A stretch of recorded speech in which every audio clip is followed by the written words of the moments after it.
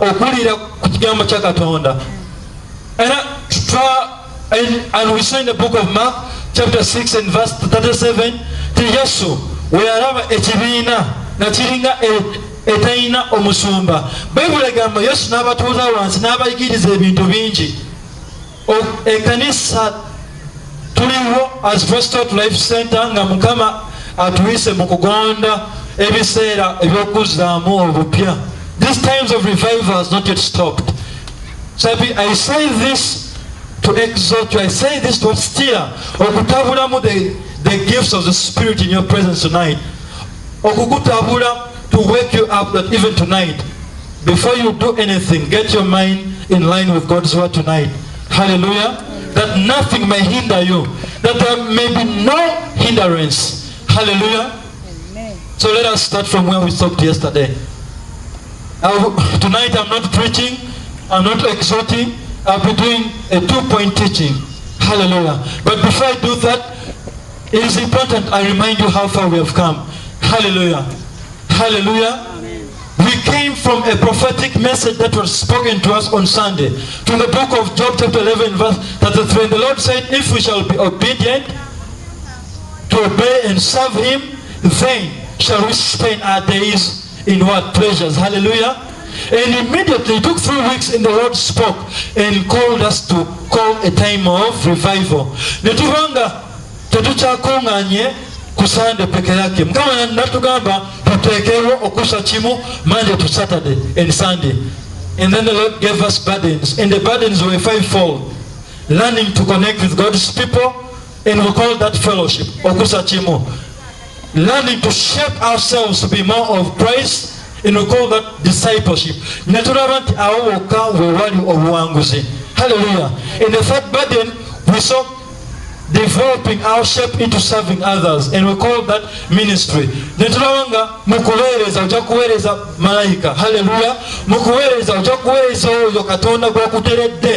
On your right and your left. Hallelujah. And burden number 4 was concerning the word of sharing our mission with the neighborhood. We call that evangelism. Hallelujah. And we say, tosobola kuba mukwagala ne Yesu nga toli kugabana na okwagala okwo kwe kukukoledde. We call that evangelism. And the 5th was burden towards worship. Nga Mukama tuyita tube nga we surrender all. Tetumala gasaba ku Sunday. Naye nga tunasaba Mukama atuise to surrender all. Why you abaana? All. Why you that job? All. Why you that hope? That hope for a future. Tuwekwatiridde ziweeyo ekyo ne tukiyita okusinza. Hallelujah. Worship. Hallelujah. Naye lwakuba our gathering bulijjo it has been changing. The attendance has not been very consistent. Hallelujah. Twali tusazeewo nga tututte lessons towards Christian growth. Hallelujah. Nga tusudde nti ngeri gye tuli okulabamu n'okutuukiriza okwagala kwa Katonda gwe ng'ekkanisa nga si kanisa nti mwema Mukama nga yakulokola nakufuula ekkanisa twakizuula nti there's a need to put us in certain levels and first get us to a certain maturity before we will take on these burdens. Hallelujah. I'm adding on from where we stopped yesterday. Hallelujah. We emphasized on how important your individual stand, your individual belief, your individual was important. Hallelujah. And we saw on the examples of one single ordinary man. We saw in James chapter 5 and verse 17. Bible Elijah was ordinary like me and you. Hallelujah. And we saw the story of David, how the Lord prepared him for his blessings. Hallelujah. The Bible says in 1 Samuel chapter 16 and verse 12 to 13, the Lord sent a prophet. Namugamba, anoint him because it is him. Hallelujah. Netulabanga Mukama abadde amuteekateeka eri Daudi kyabadde tamanyi. Netweyongera in chapter 17 of Samuel chapter 17 and verse chapter 17 and verse 26. We saw Mukama, he anointed him yesterday. In chapter 17, Mukama namutwala, Mukama namusembeza. netulaba nti ffe from the day we got saved mukama abadde akola akyakola alikola. Netugamba nti nga toli mu kusiiba ne mu kusaba kikugwanidde nnyo okuba ng'omanyi mukama byamaze okukola, mukama byalikola, mukama byali kukola kakati awo okakane omanyi nti si because of what things you're going to do ne ebintu mukama byagenda okukola through you and beyond you. That is where I dwelt on David, and I said when God anointed David, God took David where God's activity was. Hallelujah. Daudi ngatamanyi ye yaroza mbu yali atutemere agitwaite bagandave ngatamanyi nti mukama ye ayina byakola wali mukama byabadde akola Daudi nga sibye byayagala. Hallelujah. Nga lutalo there's a warfare. Hallelujah. And we said then when David was in the center of God's activity, David neyechukisa nti Jehova banfukako amafuta John nabyandagulako. David began remembering them. In chapter 17 and verse 26 tulaba David nga teyagamba kansokenzireyo let me take swani yemmere kanzize wakangambe muzeyi nti muzeyi mbadde ndeese emmere naye ate nafunye mukama akola bino nedda. Bible tugamba immediately David n'atandika okutugamba okukkiriza kwe kwaliwa bye twasomye yesterday nembasiibula nti okukkiriza kwo nga gwe. Your statement of belief, it says it is very important to answer the prayers that we have been fasting for job, finances, ministries. Byonna mukama bituukiriza ne olina options bbiri okumulindirira n'abituukiriza mu biseera bye kubanga Bible tugamba mu Philippians chapter 2 verse 13 nti mukama it is him who does and performs according to his pleasures. Waba tutte ebiseera bye nga myaka 12 you don't have to cry, tolina kusuula Bible yo kubanga mukama ajja kusigala mukama. Netugamba option eyokubiri kwe kubanga gwe your right standing with the Lord is right, okukkiriza kwo is right. I mean your statement of belief. David weyayimira in the center of God's will olutalo luliawo, Goliath is right there.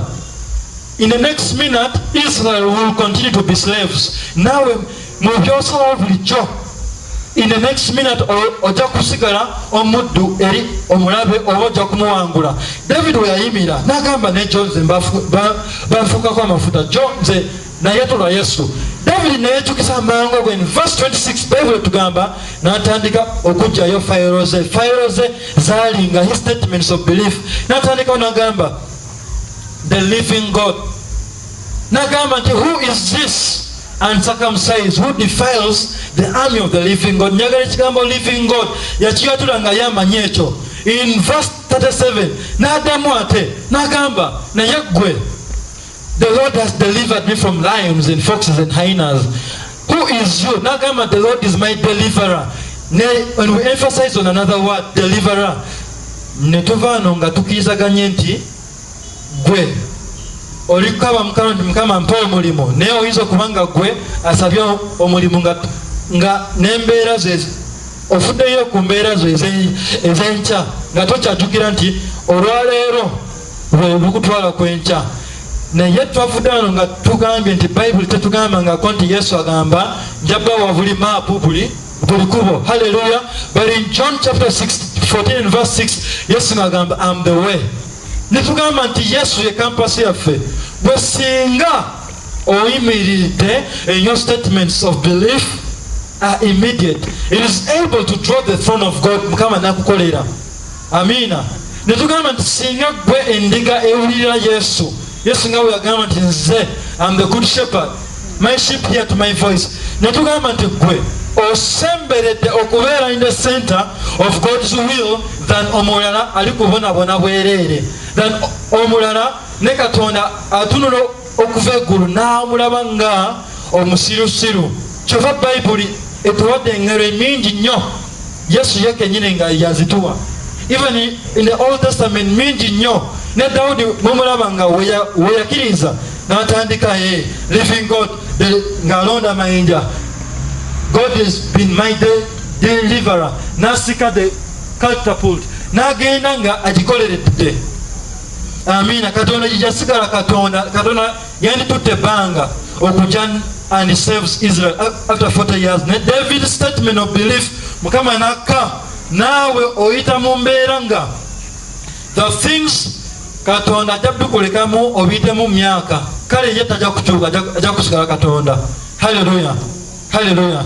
Naye Bible etugambako in the statements the way you walk with God can be pleasing. That's why Bible egamba nti if a man's ways are pleasing before the Lord, he will do what? Put for him a table before his enemies. If your ways are pleasing, if your ways are not, kale ajja kukulekamu ajje mu gundi kisache naye walio okujja mu maanyi nga your belief has drawn him.